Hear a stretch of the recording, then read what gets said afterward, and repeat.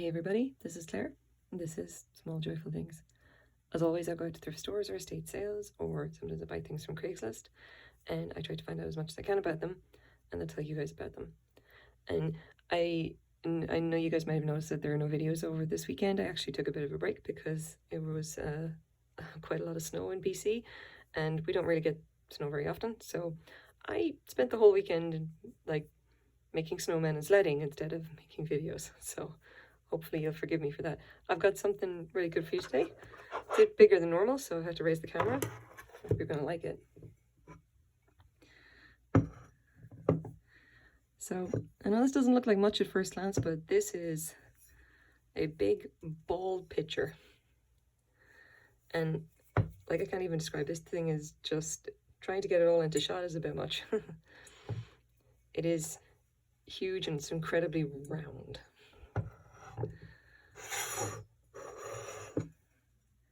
If you'll actually put it down flat, it kind of leans forward a bit, and it's got this cool little ice catcher thing there.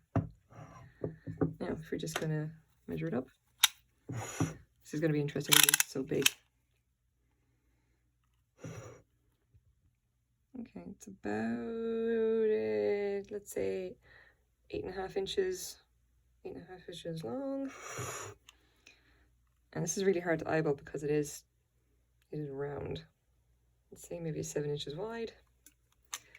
And I can somehow measure it at its highest part, about 7 inches high. Ish.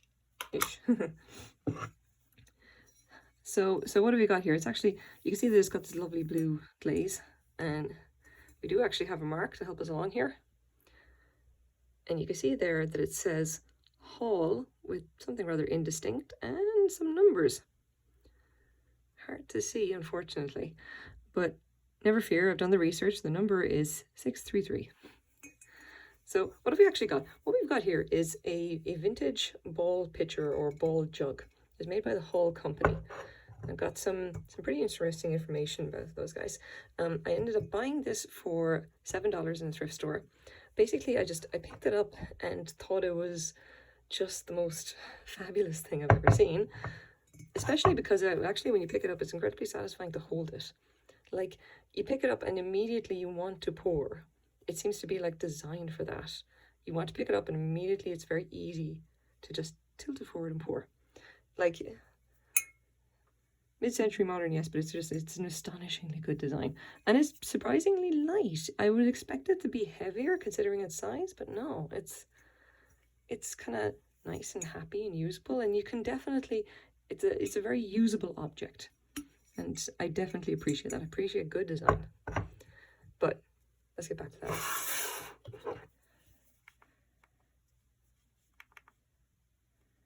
So here's what we've got. These are the mid-century modern Hall pitchers. They're basically these lovely balls with these enormous handles on them, and they come in different shapes and sizes. Well, I mean, different sizes really. They're all basically the same shape. You can see a lot of the blue ones and everything show up, and there's so many different colors, and there's a bunch of different patterns and designs. They're all beautiful and incredibly well made. I think I kind of like this design the best. Just something about it really appeals to me. I don't really like the stuff that they have like pattern, put patterns and stuff on it, or even patterns on the handle. I kind of like just this plain block color. I think that works best. So who's Hall, the actual company that made it? Well, oh, come on. Oh, it's the Hall China Company, established at the start of the 20th century by this guy, Robert Hall, who unfortunately died only a year after opening it, and one of his children, another Robert Hall, ends up taking over the company, and then starts, moving into doing experimental stuff, and eventually introduced the single fire process. And this is something I knew from reading a few other books. Normally, if you have things like earthenware, you have the first firing in order to actually harden the object itself, and then the second firing to actually, to do the glaze, to put the glaze on. What Robert Hall came up with was just a single fire process, basically doing it all in one go. Now, he wasn't the first one to do it. Is actually, if you actually do the reading here, I'll put a link down in the description if you want to know more. The first people who'd done it would have been Chinese potters in the Ming Dynasty, and basically he wanted to go with that because it's obviously a very good idea if you want to, you know, be able to produce stuff quickly and, you know, being able to do more cool, interesting things with pottery. That allowed him to come up with like colors. Basically, the single fire process allowed the new glazes allowed for the creation of brilliant colors never seen before on American china. And that's basically the reason why Hall became so kind of popular at the time. They even started this whole thing of teapots, of all things. Not these pictures, you know, early 20th century, if you wanted like colourful teapots, Hall were basically the guys to produce them. Now, they are still around today, which is nice. They do a lot of specialty wear, like they do stuff for like restaurants and what have you. And they do reproductions of their vintage stuff as well. And that's really the nice thing about that, by the way. There's a whole article that I can link here. Basically, it's talking about how Hall China is actually bringing back vintage shapes, but they are making it clear to mark the stuff like with the base, so that obviously collectors will know that you know what they've actually got in front of them is one of the reproductions, the reissues, and not one of the originals from back in the day. One thing that actually from this article I found really interesting was that we have this little picture here, which is a wholesale catalogue from 1938, where you can see the ball jug, or let's say the first iteration of it, because that model number is not the one we're dealing with here. I really like that. The design goes back a really long time. You can see as well, per dozen, $24. So $2 a picture if you wanted to actually buy them. That's lovely. So, okay, a little bit more about this itself. What it is Cadet Blue. 64-ounce ball jug, Cadet Blue. Let's see, does that quite match the shape? I think it does. Yeah, that's pretty good. Looks quite like it. Now, the unfortunate thing here is that having gone through a bunch of information about like Hall and this particular picture itself, like the 633, the actual mark at the bottom, which you can't really read, is 633. And I believe that this tiny little mark next to it is actually the mark saying 64 ounce, but it's impossible to see it, so who knows. Now, the unfortunate thing is that although we have this nice little advertising here saying 1938, I can't establish when they actually stopped making this pattern. I've guessed that most of these are listed as being from the 1940s, and that does seem consistent with what I've read about it. Like, they're very much vintage, and I would have looked at that and I definitely said, look, this feels like a 1950s design. So, I mean, you know, we're in the right time frame at least, but I can't find any mention of when Hall stopped doing them.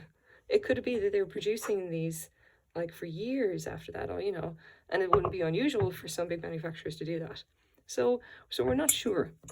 I would say based on the wear to the base, like this looks like it's got age. The mark looks like it's got age.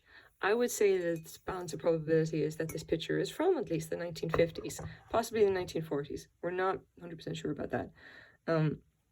Maybe it's 1938. I can't actually find a date for when they started producing the pattern even. But it's going to be mid-century because that seems correct. So there we go. So as for what's actually going to happen for this, now the problem with these pictures is that there's really no strong consensus about like what are they actually worth. It seems to be whether people actually collect them in the pattern that they are, or the color that they are. The blue ones I've seen go for a range of different prices. This one is in excellent condition. There's no chips, there's no cracks. It's obviously incredibly well made and it's very sturdy. There are a few tiny spots of discoloration here, but that's it. There's nothing else wrong with it. Not even any crazing. It's obviously been well looked after. So I really, it's even shiny enough you can just about see me. Hi. So I will probably be selling this on eBay, possibly Etsy. I haven't decided yet. The pictures kind of vary so much in price. Like I said, it can be up to $30 or $40 or even more than that. It's not really consistent. I've seen a lot of the colored ones will go for maybe $20 or $30 US, which is pretty good considering that I bought it for, you know, like $7 Canadian. The only problem is obviously it's quite big, it's quite heavy, it's gonna be a pain in the ass to ship. But there you have it. Anyway, that is my small joyful thing for the day. Thanks very much for watching.